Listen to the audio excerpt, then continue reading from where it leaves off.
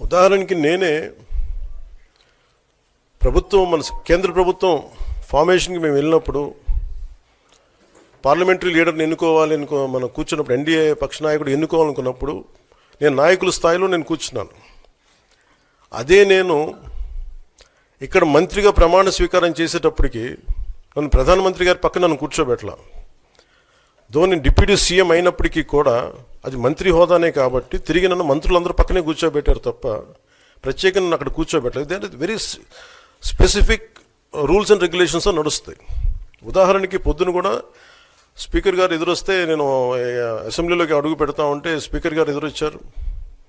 మనకి వచ్చి ఆయన కూడా ఆయనతో పాటు రండి అని వెళ్తుంటే ముందుకు తీసుకెళ్తుంటే నాకు అనిపించింది, సార్ ఇది డిప్యూటీ సీఎంకి ప్రోటోకాల్ ఉండదు, ఓన్లీ ముఖ్యమంత్రి గారు, స్పీకర్, మనకు కౌన్సిల్లో ఉండే చైర్మన్ ఆయనే మీరు చేయాల్సింది తప్ప ఇది మేము ఉండేది కాదని చెప్పి నేనే వెళ్ళిపోయాను. ఎందుకంటే మేమే ప్రోటోకాల్స్ బ్రేక్ ఎందుకు చేయమంటే మాకు లేని ప్రోటోకాల్ మేము అడగం.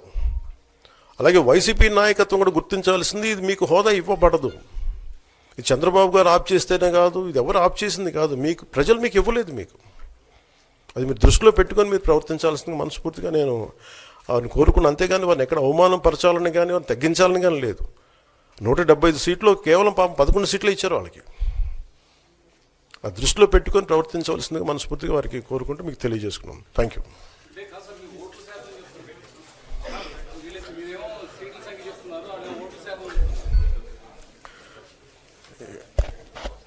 ఫస్ట్ అప్పుడు ఏం చేయాలంటే సార్, అప్పుడు జర్మనీకి వెళ్ళిపోవాలండి. ఇప్పుడు జర్మనీలో ఏంటంటేనండి, నేను జర్మనీ రిజల్ట్స్ కూడా ఇది వచ్చినాయి చూస్తా ఉన్నాను. ఎలక్షన్స్లో